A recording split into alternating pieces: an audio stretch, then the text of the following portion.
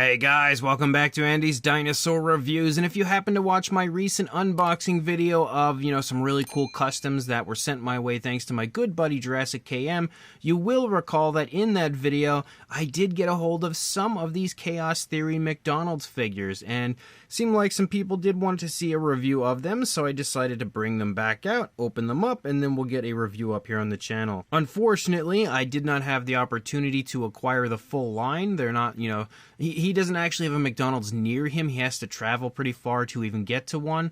So, it's not like it's something he could check every other week or every other day or anything like that to try to grab the full line. And I also kind of asked him to start looking for them for me fairly late into the line because for some reason it just didn't occur to me that he could probably grab them for me. But he was kind enough to grab these two, so I'm definitely excited about that fact and definitely excited to have at least an opportunity to check these figures out and see how they are overall. So again, a massive thank you has to go out to my buddy Jurassic KM, always helping me when it comes to stuff like this.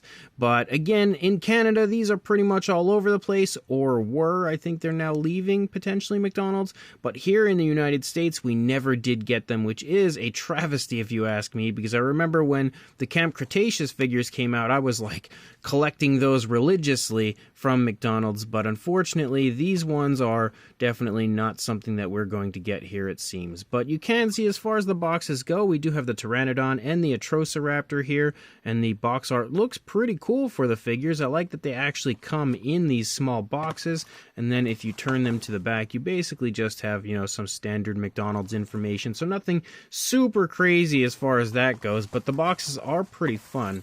I'm going to go ahead and pop this box open now. So there's actually more included with these than I expected, and they're bigger than I thought. So first of all, we have these little instructions here, which basically tell me how to assemble my figure, which I will get to. Oh, look at that on the back. I didn't even notice there was like a little sort of, I guess that's a sticker maybe? Yeah, it looks like a sticker of the Atrociraptor figure. And there is also a card in here, which is actually super cool. And we can see, again, we've got the Atrociraptor there on the card. Same thing on both sides. So let me go ahead and assemble it. They basically come in this little paper wrapping. And then here is our Atrociraptor now put together.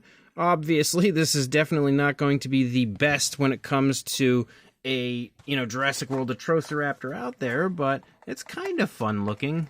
And then, of course, we have the same thing for the Pteranodon. We've got a little sticker here showing it off, and then the instructions on the opposing side. And then, as well, again, a card showing off the Pteranodon and some info and everything on it, which is pretty cool. And just like the other, again, same thing on both sides, basically. And then we've got our Pteranodon itself. And I will say the Pteranodon does look a little bit nicer, I think, than the Atrociraptor.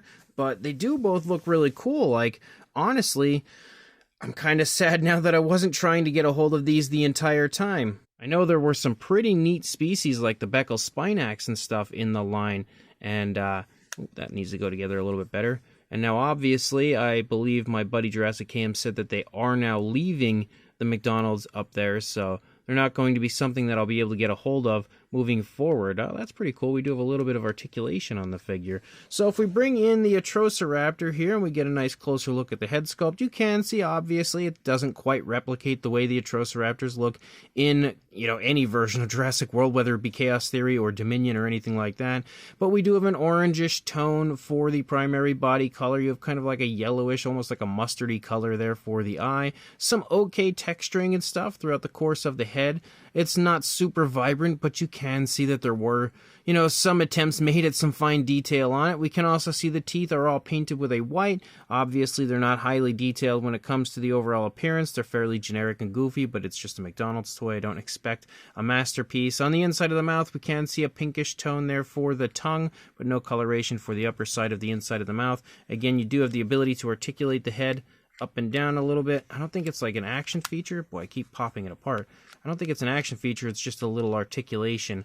As you move down into the body, you do have a striping effect that actually picks up, and you can see kind of like some brown stripes that move through the body briefly before disappearing. You have kind of like a scoot-like appearance almost over the top of the spinal column. You can see the arms are sculpted fairly decently. I will say the actual scale detail down here in the stomach actually pops pretty nicely. Even moving into the legs, you can see, if my camera focuses, there we go, you can see some decent scale detail and some decent variation to the scales. We also have the muscle definition kind of shown off in the leg, same deal up here in the arm. We can see leading into the fingers, they look okay as well. No actual nail paint, but the figure as a whole is pretty bare bones as far as the paintwork goes. Moving down into the feet, we can see the sickle claw and everything, but the legs are hollow, as are the arms on the inside. There's no fine detail really on the underside of the figure at all. And as you move out into the tail is very short and stocky, looks kind of goofy, but again, for what it is, it's actually kind of fun and definitely is a pretty neat Jurassic collectible, I can say that. It's not something that is too easily found here anyway, so it's pretty neat to be able to have that. And now the Pteranodon, which I think looks a little better than the Atrociraptor does, though obviously still goofy, like the crest is very short, almost non-existent, but we do have that nice Jurassic World coloration for the Pteranodon with the grayish, like blue sort of tone for the primary body color, and then the red that moves over the top. There's more paintwork on this than there was for the Atrociraptor. As you move out, you can see the grayish blue sort of tone follow along the outer edge of the wing, and then you have like a tan for the inside skin of the wings of the pterosaur. We can see the detail, just like with the Atrociraptor, is a bit muted, so it's not super highly detailed or super impressive or anything, but you do have some okay looking detail. As you move into the wings, I will say it definitely looks a little bit better, a little bit more impressive as you lead out through the wings. Again, the skin detail just has a little more life to it. Overall, you do see the same coloration here for the underside of the pterosaur as well. Definitely a very strong looking Pteranodon. Like, the musculature of the underside of this figure is super, super impressive in an unrealistic sort of a way, I would say. Like, this thing looks like a bodybuilder Pteranodon, if you ask me. But again, you also have the eyes painted, but it's again just like a little spot of a light coloration. Actually looks like it's the same tan that we have for the skin of the wings. Focus camera, there we go. And that's pretty much it. Like, there's no pupil or anything like that, and you can't open the beak or anything, but you can flap the wings, which is pretty cool. I guess if you do this, maybe the wings could flap, or you could just do it yourself, I don't know. But it is fun that they actually added a little bit of playability to the figures. I have to give them props for that. And again, obviously these aren't masterpieces. They're definitely not the most incredible Atrociraptor and Pteranodon figures out there, but for being McDonald's figures, they're pretty cool, and they're also larger than I expected. For a size on the Atrociraptor, you were looking at, a little over 5 1/4 inches, heading toward 5 1/2, but not quite there, or around the 13 1/2 centimeter mark. For a height, about 3 1/4 inches, or almost 8 1/2 centimeters, but not quite there. For a wingspan on our Pteranodon, around 8 inches, or about 20 centimeters. And then if we go for a length from the feet to the beak, about 4 1/4 inches, or around 10 1/2 centimeters, maybe slightly over. For a size comparison, there is Mr. Papo T-Rex, the Attack Pack Colovosaurus, Robert Muldoon, and the Collect A human being next to our McDonald's Chaos Theory figures, and you can see again that they're fairly decently sized, but not gigantic. I don't know, I just expected them to be more like minis when they're definitely not. As you can see, they're kind of similar in size to like an Attack Pack, maybe I would say a little bit smaller than an Attack Pack type figure. And here to give you a little bit of a better idea of that, we do have a standard-sized Mattel Velociraptor next to the Atrociraptor, with the Pteranodon just kind of hanging out in the middle. But we can see again that the Velociraptor from Mattel is definitely a little bit bigger than the Atrociraptor is, but I think this also shows you that they're kind of okay as far as a size goes. Again, not quite what I would think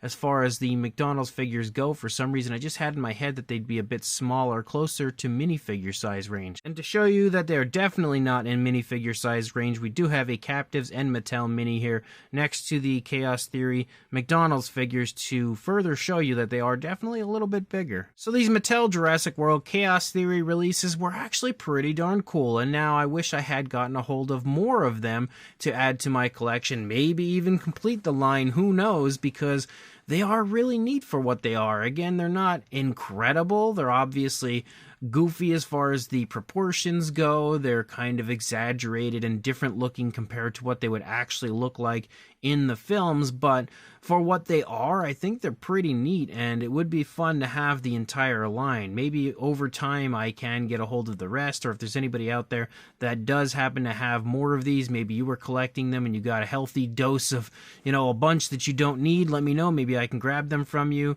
But one way or another, they're pretty cool for what they are, and I like the fact that they do have some action features sort of to them, or at least some playability, like you have an articulated neck on the Atrociraptor and articulated wings on the Pteranodon. They also have some decent detail, again, not great, but decent for what it is, definitely a bit muted as you move through the body, but for the most part, they actually did include some fine detail, which I was impressed with. Obviously, again, they're a little exaggerated, not quite looking like they do on screen, but they obviously look like them enough that you can very clearly tell what they are, which is a plus. There's also some okay paintwork to them. Not a whole lot on the Atrociraptor, definitely a little more on the Pteranodon, but they still look okay again for what they are, again, especially being McDonald's figures. So if you are interested in these, again, unfortunately, I believe they're now out of McDonald's in Canada, or at least near my buddy they were. So if they're still in your area, I would say definitely grab them. Here in the United States, I don't think we're going to get them, but I did hear rumblings that we might, so I guess it's just kind of up in the air. But the fact that Chaos Theory Season 2 has now been out for a little while and we didn't get anything, I feel like maybe the opportunity was missed and the time has passed. But who really knows? Maybe I'm wrong. Maybe we will get them at some point. Regardless, I think they're pretty fun and I would love to hear what you guys think of them. So in the comment section, let me know, and of course, like and subscribe, and I will see you in the next review. Thanks for watching.